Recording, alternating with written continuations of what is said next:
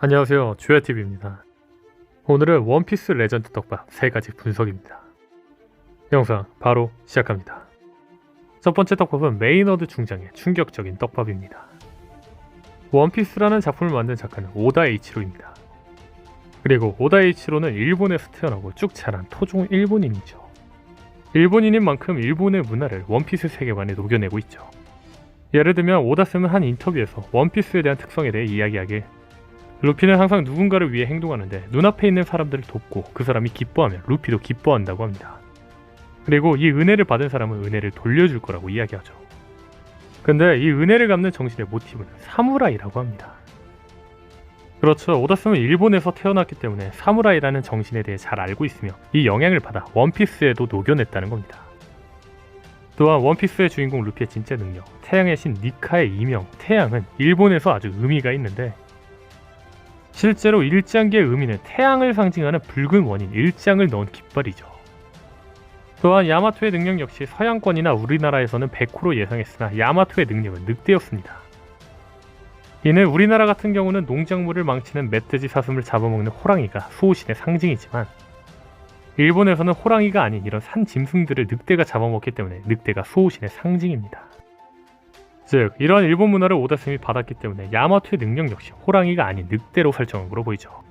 그렇습니다. 제가 이야기하고 싶은 것, 오다쌤은 원피스 세계관에 일본 문화적으로 영향을 받은 게 매우 많이 보인다는 겁니다. 그렇다면 여기서 주목할 자가 있는데, 그 자는 바로 메이너드 중장입니다. 메이너드는 드레스로자 편에서 코리다 콜로세움에 참가한 범죄자들을 잡기 위해 캣맨이라는 가명의 참가자로 잠입한 자로, 자신에게 시비를 걸던 감비아를 가볍게 제압했지만 바르톨로메오에게는 처참하게 패배한 자입니다. 선임 중장인 바스티유에게 멋대로 행동하는 경솔한 놈이라고 신랄하게 까이는 모습까지 보이며, 역시 해군 중장답다라는 표현이 어울리던 자였죠. 다만 메이너드에게는 수상한 특징이 있습니다. 첫 번째는 메이너드라는 이름입니다. 메이너드 중장은 실제 인물 로버트 메이너드의 이름을 따 만든 걸로 보이는데, 이 실제 메이너드라는 자는 매우 중요한 자입니다. 이 해군 장교 로버트 메이너드는 티치를 만들 때 모티브를 딴 실제죠, 검은 수염 에드워드 티치를 참수한 해군이었습니다. 심지어 에드워드 티치는 메이너드와 둘이서 목숨을 건 대결을 펼쳤다는 기록까지 있죠. 그렇죠, 메이너드라는 이름은 그만큼 의미 있는 이름이라는 겁니다. 다만 전설의 해적의 이름을 따 만든 베람이라든지 모곤도 이름값을 못하는 경우가 있기 때문에 이 부분만 보고 메이너드가 중요 캐릭터라고 이야기하기는 애매합니다. 하지만 메이너드 중장에게 가장 주목할 점은 메이너드 참가번호가 429번이라는 겁니다. 근데 메이너드의 참가번호 0429는 일본인에게 아주 중요한 숫자입니다. 0429, 즉 4월 29일은 쇼와가 태어난 날입니다. 쇼와는 이봉창 의사에게 암살 시도를 당한 일본의 황제로 태평양 전쟁을 일으킨 일제시대 때 군주였던 황제였습니다.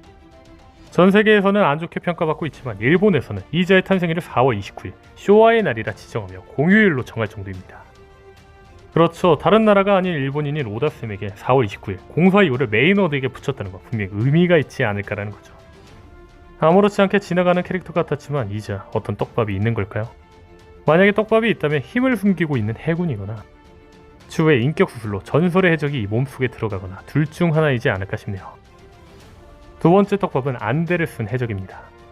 원피스 연재 10주년을 기념해 만들어진 정부지 원피스 파라다이스에서는 오다 선생님의 칼럼이 실려 있었습니다. 그 중에서 주목할 건 오다 선생님의 해적을 그릴 때 있어서의 신념이었죠. 오다쌤은 칼럼에서 이야기합니다. 원피스에는 실은 지금까지 본편에 있어서 단 한 명의 안대 해적이 등장하지 않고 있습니다. 아무래도 좋겠지만 실은 이것이 내 사소한 신념입니다. 해적이 모두 안대하고 있는 것은 아니야. 별로 안대 사용하지 않아도 해적은 그릴 수 있는 거야. 즉, 모두의 머리에 굳어진 해적의 이미지가 있다면 저는 소년이 거기에 다가가는 과정을 그려보고 싶습니다.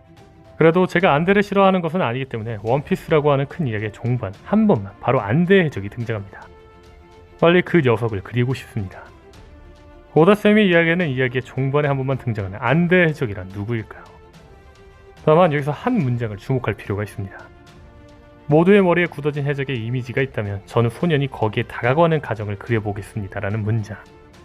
이 문장을 안대를 붙인 해적에 다가가는 루피의 이야기, 즉 궁극적으로 안대를 하는 것이 루피라고 해석할 수도 있지 않을까요? 다만 SBS에 그려진 루피는 40세, 60살 나이가 되어도 안대를 하지 않습니다. 그렇다면 앞서 문장의 의미는 지금까지 실전 해적이나 서적이나 영화에 의해 만들어진 모두의 머리에 굳어진 해적은 안대 이미지라는 고정관념을 깨고 싶은 거라는 거겠죠. 다시 말해 안대 낀 해적의 고정관념을 루피라는 해적으로 깨보고 싶다는 의미일지도 모른다는 거죠. 그렇다면 종반에 등장하는 안대 해적은 누구일까요? 일단 생각해볼 건 인터뷰 중 한 번만 빨리 그리고 싶다라고 하는 문구로 보아 역시 신캐릭터일 확률이 높습니다. 아마 이 캐릭터는 비중 있는 포지션의 캐릭터일 것으로 보아 이야기의 종반에 등장한다는 것은 라프텔의 관계가 있는 캐릭터가 될까요? 물론 과거의 거물 캐릭터의 가능성도 있을 수 있죠. 그렇게 생각하면 일단 실로에만 보면 안대를 쓸 것 같지는 않지만 록스티치 집에 혹은 조이보이도 가능성이 있지 않을까요? 현재 마키노의 아이가 샹크스의 아들일 확률이 큰데 추후에 이자는 루피에게 밀짚 모자를 받고 해적이 되는데 아마 먼 미래 시점에서 안대를 쓴 해적으로 등장할지도. 과연 원피스 종반에 등장한 안대를 낀 해적은 누구일까요? 세 번째 떡밥은 오로성에게 패배하는 미호크입니다. 조로의 꿈은 세계 최강의 검사 메에논 주라클 미호크를 뛰어넘어 세계 제일의 대검호가 되는 것이 목표인 검사입니다. 다만 여기서 한 가지 짚고 넘어가야 할 건 조로의 꿈은 미호크를 넘어서는 게 아니라 단지 세계 제일의 대검호가 되는 것입니다. 제가 이 이야기를 한 이유는 조로는 미호크를 평생 이기지 못할 것이기 때문입니다. 한때는 미호크는 조로가 넘어서야 할 자였지만 이제는 조로의 스승입니다. 그렇죠. 조로가 미호크와 다시 한번 세계 제일의 검호를 두고 싸운다면 둘 중 한 명이 죽을지 모르는 사생을 넘어서는 결투일 겁니다. 근데 조로가 자신의 스승과 이 대결을 펼치기에는 미호크와 조로의 사이가 너무 각별해졌습니다. 저는 이러한 점 때문에 추후에 시류가 검은샘 해적단과 함께 미호크를 쓰러뜨리고 미호크의 그림자를 시류에게 넣은 후 조로가 미호크의 그림자를 넣은 시류를 이기며 세계 제일의 검호가 되지 않을까라는 영상을 만든 적도 있습니다. 다만 한 가지 다른 생각을 하면 제가 주목한 건 이 오로성이 검을 들고 있는 걸로 보아 검객일 거라는 겁니다. 사실 이무가 등장하기 전까지 원피스 최종 보스는 티치가 아닐까 생각했지만 이제는 이무가 최종 보스일 거란 이야기가 더 많습니다. 그렇죠. 이무가 최종 보스라면 그 중간 보스는 오로성일 겁니다. 그렇다면 오로성은 조로 상대 징배 등 간부들이 상대를 할 텐데 아마 조로의 상대는 이 검을 든 오로성일 거라는 겁니다. 그렇다면 여기서 주목할 건 이 오로성이 든 검입니다. 아시다시피 조로에게는 검 3자루가 있습니다. 그중 해적왕이 죽은 로그턴 상점에서 얻은 3대 기철이 있죠. 근데 여기서 주목할 건 이 기철은 3대 기철이라는 겁니다. 그렇다면 여기서 다시 주목할 건 원피스 설정집에서 나오길 2대 기철은 명검, 초대 기철은 최상 명검이라고 소개되었다는 거죠.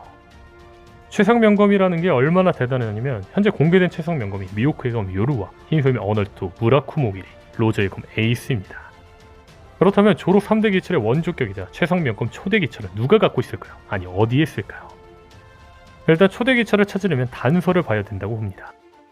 단서 중 하나는 로그턴 무기 주인의 말인데 그 주인은 귀철에 대해 말하길 유명하다는 검객들이 귀철을 찾다는 이유로 비운의 죽음을 맞이했다. 이제 이 세상에서 귀철을 다루는 검객은 한 사람도 없다 라고 이야기했습니다.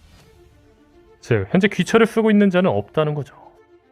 그렇죠. 3대 기철도 조로가 가지기 전까지 무기점에만 있었고 2대 기철은 히테치 선주의 검으로 히테치가 사용하지 않고 보관하고 있었을 뿐이죠.